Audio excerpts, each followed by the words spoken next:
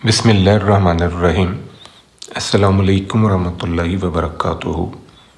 लाखों करोड़ों दुरूद सलाम नबी करीम सल्लल्लाहु अलैहि वसल्लम पर और आपकी आल पर।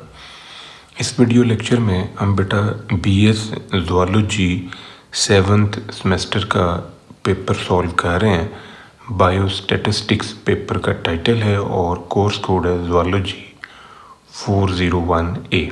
हमारा पहला क्वेश्चन 6 शॉर्ट क्वेश्चंस पर मुश्तमिल है। हर एक के नंबर हैं 5।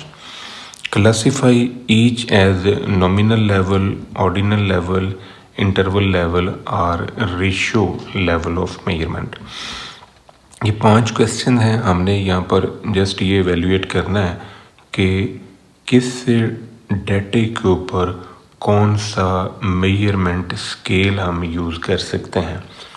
तो जो पहला क्वेश्चन है ये बुक के पेजेस हैं, किसी भी नावल के पेजेस हैं, तो इसके बारे में आपने बताना है। इसी तरह जो दूसरा है ये रैंकिंग ऑफ गोल्फर्स हैं इन ए टूर्नामेंट। तीसरा टेम्परेचर इनसाइड 10 पिज़्ज़ा ओवन्स और चौथा है weight of the selected cell phone. पाँचवा है salaries of a coaches in the NFL। अब यहाँ पर जो हमारा फर्स्ट क्वेश्चन है इसमें किसी नावल के पेजेस का जिक्र हुआ है। तो ये पेजेस जो हैं ये हमारा रेशियो स्केल एवेल्यूएट करेगा। उसकी रीज़न ये है कि यहाँ पर ट्रू ज़ीरो का कॉन्सेप्ट है और दूसरी ख़ास बात ये कि जो 2 पॉइंट्स हैं उनके दरमियान जो डिफरेंस है वो भी सेम है और जो रेशियो है वो भी मीनिंगफुल है। जैसे आप ये कह सकते हैं कि 400 pages in the novel is twice as long as 200 pages. तो ये जो रेशियो स्केल की प्रॉपर्टीज़ हैं वो नंबर ऑफ पेजेस के हवाले से एग्जिस्ट करती हैं। तो जो दूसरा हमारा क्वेश्चन है ranking of the golfer's in a tournament, तो ये हमारा ऑर्डिनल स्केल है क्योंकि यहाँ रैंकिंग का जिक्र हुआ है। रैंकिंग में ग्रेडिंग आती है, तो यहाँ पर हम गोल्फर्स को उनके नाम के लिहाज से भी डिफ्रेंशिएट कर सकते हैं और प्लस हम गोल्फर्स को उनकी परफॉर्मेंस के लिहाज से या उनकी ग्रेडिंग के लिहाज से भी डिफ्रेंशिएट कर सकते हैं। तो ये हमारा ऑर्डिनल स्केल कहलाएगा। तीसरा हमारा है टेम्परेचर इनसाइड 10 पिज़्ज़ा ओवन। तो ये जो टेम्परेचर है ये बेसिकली इंटरवल स्केल है। उसकी रीज़न ये है कि यहाँ पर जो ट्रू ज़ीरो का कॉन्सेप्ट है वो होल्ड नहीं करता, क्योंकि अगर आप ज़ीरो टेम्परेचर का जिक्र करें तो इसका ये कतई मतलब नहीं है कि वहाँ पर टेम्परेचर एग्जिस्ट नहीं कर रहा। यानी 0 degree temperature absence of temperature को आइडेंटिफाई नहीं कर रहा। इस वजह से इसे हम इंटरवल स्केल कह सकते हैं। 2 इंटरवल के दरमियान जो डिस्टेंस है वो इक्वल है, बट ट्रू ज़ीरो का जो कॉन्सेप्ट है वो यहाँ पर होल्ड नहीं कर रहा। वेट ऑफ सेल फोन, जो सेल फोन है इनका जो वेट है तो ये रेशियो स्केल कहलाएगा, क्यों कि यहाँ पर ट्रू ज़ीरो होल्ड करता है। अगर ऑब्जेक्ट एग्जिस्ट नहीं कर रहा तो फिर उसका वज़न भी आप नहीं ले सकते। इसी तरह 2 पॉइंट्स के दरमियान जो डिफरेंस है वो यूनिफॉर्म आ रहा है। नेक्स्ट है सैलरीज ऑफ कोचेस। तो सैलरीज जो है ये भी रेशियो स्केल में आएगी, क्योंकि जो सैलरीज हैं अगर कोई बंदा सर्विस प्रोवाइड करता है तो फिर ही उसकी कोई ना कोई सैलरी बनती है। अगर कोई बंदा सर्विस ही नहीं दे रहा तो फिर उसकी सैलरी नहीं है। यानी यहाँ पर ट्रू ज़ीरो का कॉन्सेप्ट जो है वो होल्ड कर रहा है। जो हमारा दूसरा क्वेश्चन है इसमें आपको ये 5 वैल्यूज़ दी गई हैं और इनकी आपने बाउंड्रीज़ जो हैं वो एवेल्यूएट करनी है। हर एक की क्लास बाउंड्री आपने बनानी है। तो अब यहाँ पर जो 32 है, 32 के लिए जो क्लास बाउंड्री हम बनाएंगे तो ये 32 जो है ये एक होल नंबर है और इसको हम 0.5 इसमें से माइनस करेंगे और 0.5 इसमें प्लस करके lower and upper class boundary design कर सकते हैं। अब ये जो 0.48 है तो ये इशारिये के बाद 2 डिजिट है। इट मीन्स कि यहाँ पर हमने 0.005 प्लस करना है और माइनस करना है, क्योंकि ये बेसिकली बनता है 0.001। तो 0.001 जो है उसे 2 पे तकसीम करेंगे तो फिर आपके पास जो नंबर आ रहा है वो आपने इसमें से माइनस करना है और इसी में आपने प्लस कर देना है। आप इसको 80 तस्वर करें, यानी ये 480 है, तो इस 080 में से आपने जो 5 का कॉन्सेप्ट है वो प्लस और माइनस आपने एडजस्ट करना है। तो ये आ जाएगा 0.485 और 0.475। जब हम माइनस करेंगे तो ये लोअर लिमिट देगा, जब हम प्लस करेंगे तो ये अपर लिमिट देगा। यहाँ पर 6.2 है, तो 6.2 के हवाले से अब ये 0.1 का कॉन्सेप्ट आपने यहाँ पर यूज़ करना है। 0.1 को 2 पे तकसीम करेंगे तो ये 0.05 है। 0.05 इसमें से माइनस होगा 20 में से, तो ये आ जाएगा 6.15। और इसी तरह जब हम इसमें प्लस करेंगे 0.05 तो ये 6.25। 19 है तो ये 19 और 32 सेम कैटेगरी में यूज़ होंगे। इसमें से 0.5 निकाल लें और इसी में 0.5 प्लस कर लें। ये 12.1 है, तो अब 0.1 जो है इशारिये के बाद 1 डिजिट है, इस वजह से 0.1 जो है उसे 2 पे तकसीम करें तो ये 0.05 है। तो 0.05 इसमें से निकालना है और 0.05 इसमें प्लस कर देना, तो ये हमारे पास क्लास बाउंड्री आ जाएगी। तीसरा हमारा क्वेश्चन है, यहाँ पर 2 डिफरेंट कैटेगरीज़ की इंफॉर्मेशन दी गई है और इसमें से हमने वेरिएबिलिटी को स्टडी करना है कि कौन सा डाटा है जिसमें वेरिएशन ज़्यादा है। अब ये वेरिएबिलिटी स्टडी के लिए हम इनके स्टैंडर्ड डेविएशन या कोफिशिएंट ऑफ वेरिएशन को कंपेयर करेंगे। ये हमारे पास एक एक्स वेरिएबल है, एक वाई वेरिएबल, तो इन दोनों का हमने स्क्वायर ले लिया।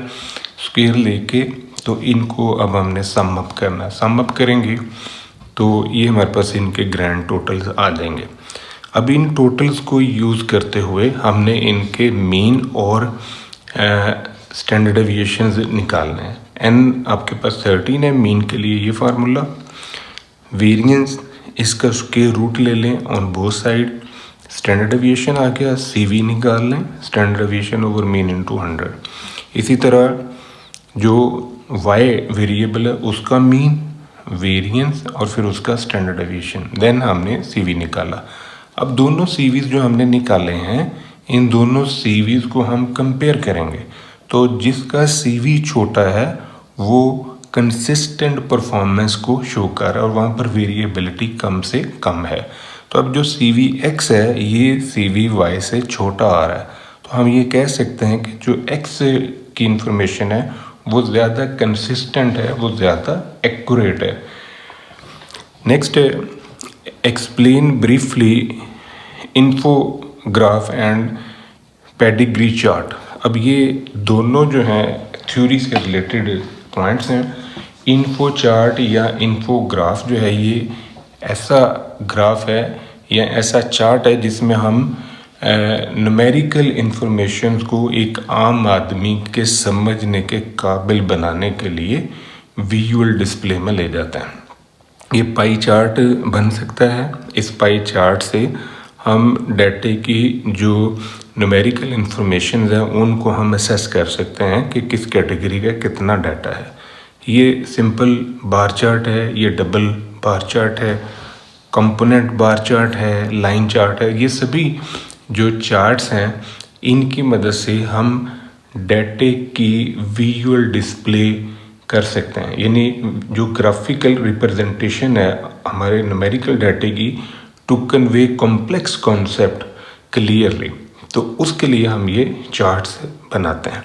इसी तरह जो पेडिग्री चार्ट है ये जो फैमिली के रिलेशनशिप्स हैं और उनकी जो विरासती खसूसियात हैं, ट्रेट्स हैं, उनको हम स्टडी करते हैं। यानी जेनेटिक डिसऑर्डर की स्टडी के लिए या किसी भी जेनेटिक इशू को देखते हैं कि क्या वो अगली नस्ल में मुंतकिल हो रहा है कि नहीं हो रहा।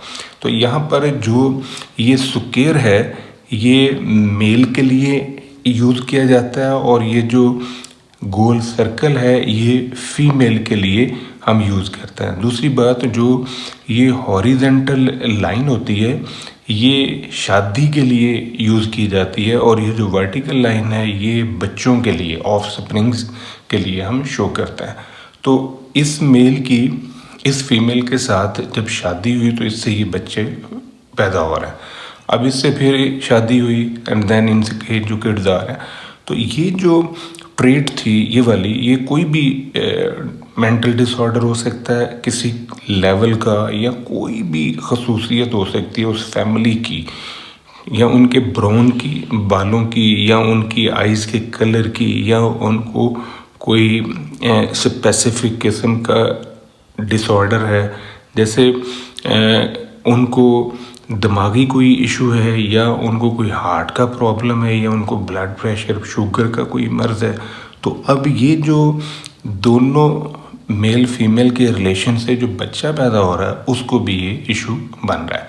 अब इससे नोट करें कि ये जो डिज़ीज़ है या ये जो इशू है ये अगली नस्ल में मुंतकिल होता जा रहा है। यहाँ पर ये जो इशू था ये उससे अगली नस्ल में तो नहीं गया, लेकिन थर्ड जनरेशन के अंदर फिर से आ गया। मतलब कि ऐसा हो सकता है कि एक गैप के साथ अगली जनरेशन के अंदर वो फिर मुंतकिल हो जाए। तो जो लगातार आ रहा होता है उसे हम डोमिनेंट इफ़ेक्ट कह सकते हैं, और दूसरे को रिसेसिव इफ़ेक्ट जो है वो हम कह सकते हैं। अब इसको हम थ्योरी की सूरत में अगर लिखना चाहें, डेफिनेशन की सूरत में, तो जो इन्फोग्राफ है ये विजुअल रिप्रेजेंटेशन करता है किसी भी डाटे की जो किसी कॉम्प्लेक्स कॉन्सेप्ट को क्लियरली और क्विकली डिस्क्राइब करने के लिए हम बनाते हैं। इसी तरह जो पेडिग्री चार्ट है ये बेसिकली रिलेशनशिप को इंडिकेट करता है फैमिली के और उनके इनहेरिटेड जो ट्रेट्स हैं उनके दरमियान जो रिलेशनशिप्स है। तो इसमें ज़ाहिर है ये कोई बायोलॉजिकल या जेनेटिक या जीनियोलॉजिकल स्टडीज़ के लिए हम यूज़ करते हैं पेडिग्री चार्ट्स। अब जो हमारा नेक्स्ट क्वेश्चन है ये है, इन 2004 57.2% of all enrolled college students were female. Choose one enrolled student at random. What is the probability student was male? अब जो हमारे पास यहाँ डाटा दिया गया है 2004 में जो कॉलेज के इनरोल्ड स्टूडेंट हैं उनमें 57.2% जो हैं वो फीमेल हैं। तो हमारे पास जो सिलेक्टेड स्टूडेंट है या तो वो फीमेल है या मेल है, दो ही आपके पास ऑप्शन है। तो अब जो फीमेल है उनकी प्रोबेबिलिटी है 0.572।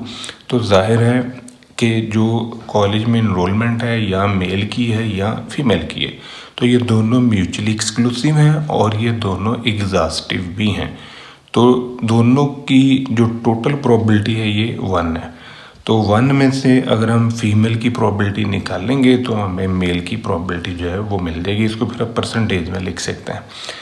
अब ये जो हमारा नेक्स्ट 6th क्वेश्चन है इसमें कहते हैं कि नल और अल्टरनेटिव हाइपोथेसिस जो है ना वो आप डिज़ाइन करें। A researcher thinks that the expectant mothers use vitamin pills, the birth weight of babies will increase। जब वो विटामिन पिल यूज़ कर रही है तो बच्चे का जो वज़न है वो बढ़ता है। The average birth weight of the population is 8.6 pound। अब जो पॉपुलेशन का जो एवरेज वेट है वो 8.6 पाउंड है। तो ज़ाहिर है विटामिन पिल यूज़ करने से उसने बढ़ना है यानी इंक्रीज़ करेगा। तो हमें जो नल हाइपोथेसिस दिया गया है यहाँ पर वो दिया गया है mu less than equal to 8.6 pound, और हम टेस्ट करने जा रहे हैं कि विटामिन यूज़ करने से बच्चे का एवरेज वेट जो है ना वो बढ़ है मतलब म्यू जो है वो ग्रेटर देन है 8.6। इस स्टैंडर्ड वेट से इजाफा होगा।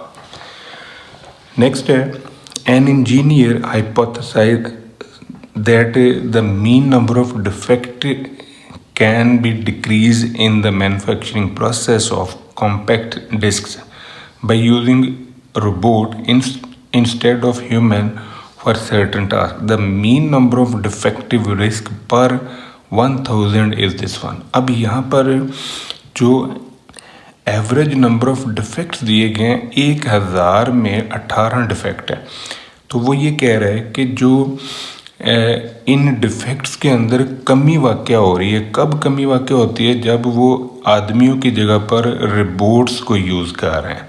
तो हमने ये शो करना है कि जो नंबर ऑफ डिफेक्ट्स हैं वो रिड्यूस हुए हैं, यानी कम हुए हैं पहले से। तो नल हाइपोथेसिस हमारा बनेगा कि mu greater than equal to 18 defects और म्यू लेस देन 18 डिफेक्ट। ये वो चीज़ है म्यू लेस देन 18 डिफेक्ट जो इस क्वेश्चन में उसने दी है कि जहाँ पर आदमी की जगह रोबोट काम करता है वहाँ पर जो डिफेक्ट्स हैं वो कम हो रहे हैं। तो ऊपर हम लिखेंगे कि नहीं, आदमी काम करे या रोबोट काम करे, दोनों सिचुएशंस में डिफेक्ट्स या तो बराबर हैं या ज़्यादा आ रहे हैं। यानी इससे कोई फ़र्क नहीं पड़ता कि आदमी काम कर रहा है या रोबोट काम कर रहा है, तो इक्वालिटी भी आ सकती है। तो चूँकि हमने यहाँ पर ये शो करना है कि रोबोट के काम करने से डिफेक्ट कम हुआ है, तो ऊपर हम लिखेंगे कि नहीं, रोबोट के काम करने से डिफेक्ट कम नहीं हुआ, बढ़ा है। नेक्स्ट है लॉन्ग क्वेश्चन है ये। A researcher claims the average cost of men's athletic shoes is less than $80। अब यहाँ पर हमारा नल हाइपोथेसिस और अल्टरनेटिव हाइपोथेसिस का कॉन्सेप्ट यहाँ पर पड़ा हुआ है। जो एवरेज कॉस्ट है वो लेस देन है, जहाँ पर भी देन का लफ्ज़ आ जाता है इसका मतलब कि अल्टरनेटिव हाइपोथेसिस उसने हमें दिया है लेस देन।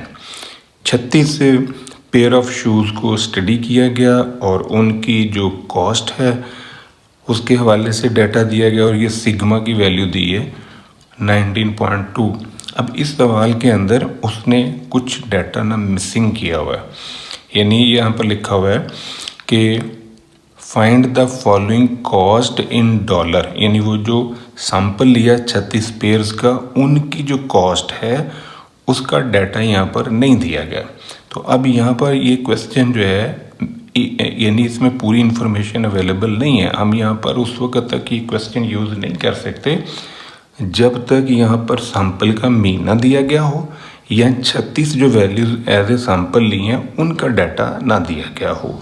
तो मैंने इस सवाल को अपनी तरफ से एवरेज जो कॉस्ट है वो लेके सॉल्व कर दिया। ये मैंने फ़र्ज़ी एक वैल्यू लिख दी है $78, ये मैंने फ़र्ज़ी लिखी है। तो अब हम इस क्वेश्चन को सॉल्व करने की पोजीशन में हैं। ये हाइपोथेसिस हमारे पास बनेगा कि जो म्यू है ये लेस देन 80 है। ऊपर हम लिखेंगे कि नहीं, या 80 से ज़्यादा है या 80 के बराबर है, क्योंकि नल और अल्टरनेटिव हाइपोथेसिस आपस में एक दूसरे का कॉम्प्लीमेंट है। लेवल ऑफ सिग्निफिकेंस 10% है, 5%, 1% भी हम ले सकते हैं। इस क्वेश्चन में उसने आपको 10% दिया हुआ है। टेस्ट स्टेटिस्टिक हम ये जी टेस्ट अप्लाई कर रहे हैं क्योंकि सिग्मा उसने हमें दिया गया 19.2। तो ये कीमतें यहाँ पर रखने से हमारे पास जी का ये आंसर आ गया। अब हमने आना है क्रिटिकल रीजन में। तो अल्टरनेटिव हाइपोथेसिस हमारा लेस का है, इसका मतलब जो क्रिटिकल रीजन है वो लेफ़्ट टेल पर फॉल कर रहा है। तो ये वैल्यू जो है ये हमने टेबल से ली है, जो डॉक्टर अफजाल बेग साहब का टेबल है उसमें से ये वैल्यू ली है और ये वैल्यू ली है 0.05 पे। 0.05 पे ये वैल्यू आ रही है 1.6449। इसको आप 1.645 भी लिख सकते हैं। लेफ़्ट पर होने की वजह से इसके साथ मैंने ये माइनस का साइन लगा दिया है। इस वैल्यू को हम इससे कंपेयर करते हैं और आप नोटिस करें कि हमारा जो ये आंसर है कैलकुलेटेड, ये आंसर हमारा AR में गिर रहा है। AR में गिरने की वजह से हम अपने नल हाइपोथेसिस को रिजेक्ट नहीं करेंगे। इसका मतलब है कि जो एवरेज कॉस्ट है वो या तो $80 है या $80 से ज़्यादा है। नल हाइपोथेसिस हमारा रिजेक्ट नहीं हुआ। दूसरा क्वेश्चन है कि a hospital administrator believe that the standard deviation of number of people using out patient surgery per day is greater than 8।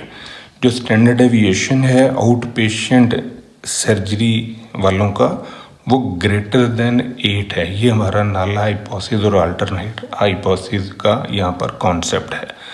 Random sample of 15 days selected and data show, ये data उन्होंने आपको दिया 15 days की information का।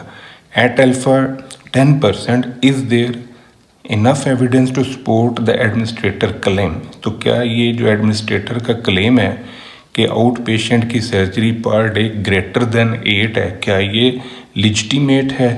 तो यहाँ पर हमारा जो नल हाइपोथेसिस बनेगा इसमें कि जो स्टैंडर्ड डेविएशन है वो 8 से ज़्यादा है।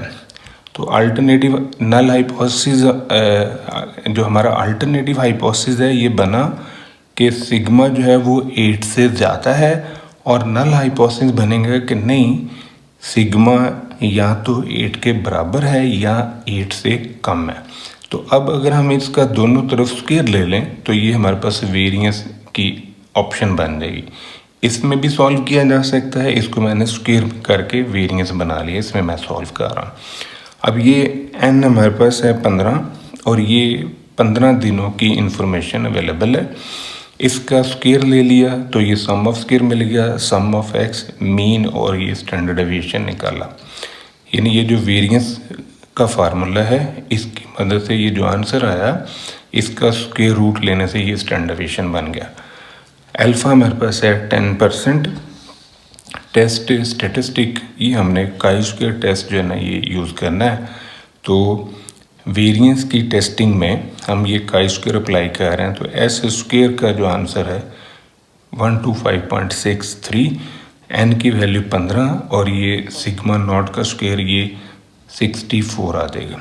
इसको सॉल्व करें तो ये हमारा कैलकुलेटेड आंसर आ गया। अब हमने आना है क्रिटिकल रीजन में। तो क्रिटिकल रीजन में हमारा जो क्रिटिकल एरिया है ये राइट टेल है। इस वजह से इस वैल्यू को हमने ये काई स्क्वायर के टेबल में से देखना है। तो ये वैल्यू हमारे पास आ रही है 0.1 को 14 डिग्री ऑफ फ्रीडम पे देखने से ये आपके पास आंसर आएगा। 0.1 को 14 डिग्री ऑफ फ्रीडम पर देखने से जो वैल्यू बन रही है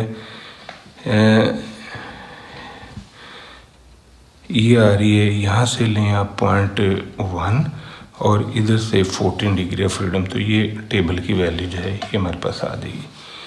अब इस आंसर को हमने इस टेबल की वैल्यू के साथ कंपेयर करना है और रिजल्ट हमने लिखना है। ये वाला आंसर जो है ये हमारा CR में गिर रहा है, तो CR में गिरने की वजह से हम अपने नल हाइपोथेसिस को रिजेक्ट नहीं करेंगे। हम अपने नल हाइपोथेसिस को CR में गिरने की वजह से हम अपने नल हाइपोथेसिस को रिजेक्ट कर देंगे, क्योंकि ये जो टेस्ट स्टेटिस्टिक है ये इससे बड़ा है।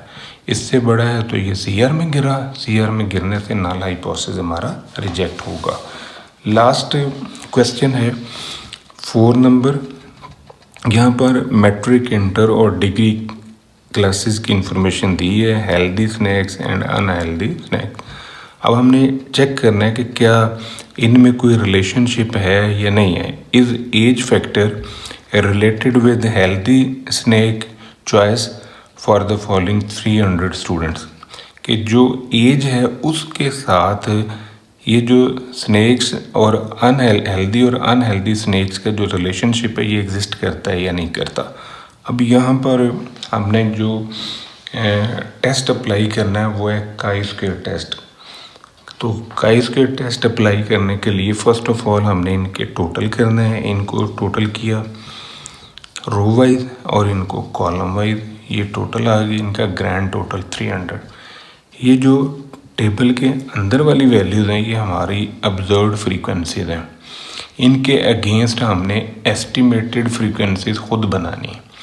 तो ये 31 जो है इसके अगेंस्ट अब ये कैसे ये वाली वैल्यू आई है, 31 के सामने एक टोटल ये है, 31 के सामने एक टोटल ये, इन दोनों को ज़रब देनी है और 300 पे डिवाइड करना है, ये आंसर आ गया। इसी तरह 43 के सामने एक टोटल ये है और एक ये, इन दोनों को ज़रब दें, 300 पे डिवाइड करें। 51 के सामने टोटल ये और एक ये, इन दोनों को ज़रब दें और 300 पे डिवाइड करें। 69 के सामने एक टोटल ये है और एक ये, इन दोनों को ज़रब दें, 300 पे डिवाइड करें। 57 के सामने एक ये और एक, इन दोनों को ज़रब देनी है, 300 पे डिवाइड। 49 के सामने इन दोनों को ज़रब दें और 300 पे डिवाइड करें। ये हमारे पास से ई खुल जाएगा। अब ओ में से ई निकालना है और उस आंसर का स्क्वायर लेना है, डिवाइड बाई ई। इसमें से ये रकम निकाली, जो आंसर आया उसका स्क्वायर लिया और इसी पे तकसीम करने से ये वैल्यू आ गई। इस कॉलम को और इसको यूज़ करके ये बना हुआ है। अब जो हमारा ग्रैंड टोटल आ रहा है वो आ रहा है 8.3380। हमारा जो टेस्टिंग प्रोसीजर है उसमें सबसे पहला स्टेप है कि एट्रीब्यूट्स आर इंडिपेंडेंट, और यहाँ पर हम लिखेंगे ग्रेड्स और snacks. Attributes are not independent, alpha की वैल्यू 5%, टेस्ट स्टेटिस्टिक। ये फार्मूला हमने यूज़ किया और इसका न्यूमेरिकल आंसर ये आ गया। अब हमने आना है क्रिटिकल रीजन में। तो क्रिटिकल रीजन में chi square alpha R-1 C-1। R जो है ये रोज़ हैं, C कॉलम है। हमारा जो टेबल है वो 2x3 का है, 2 रोज़ हैं और 3 हमारे पास कॉलम है। तो इस वजह से यहाँ से जो वैल्यू आएगी वो आएगी 0.05 को हमने देखना है 2 पे। तो 0.05 को जब हम 2 पे देखते हैं, इधर से 2 डिग्री फ्रीडम लिया और इधर से 0.05, ये 5.99 वैल्यू आ रही है। तो ये जो 5.99 वैल्यू आई है इसके साथ हमने इस वैल्यू को कंपेयर करना है। जब हम इसको इससे कंपेयर करते हैं तो हमारी ये सेंटर वाली कंडीशन पूरी हो जाती है। तो ये वैल्यू जो है ये हमारी CR में गिरी। CR में गिरने से हम अपने नल हाइपोथेसिस को रिजेक्ट कर देंगे। जब नल हाइपोथेसिस को हम रिजेक्ट करते हैं तो इसका मतलब है कि ग्रेड्स में और स्नैक्स में रिलेशनशिप है, ये इंडिपेंडेंट नहीं है। यानी जो एज है उसका सिलेक्शन ऑफ हेल्दी और अनहेल्दी स्नैक्स के साथ रिलेशनशिप बनता है। ये था बेटा आज का हमारा टॉपिक। दुआ में याद रखिएगा। इंशाल्लाह अगली वीडियो के साथ फिर हाजिर होंगे। फ़ी अमान अल्लाह।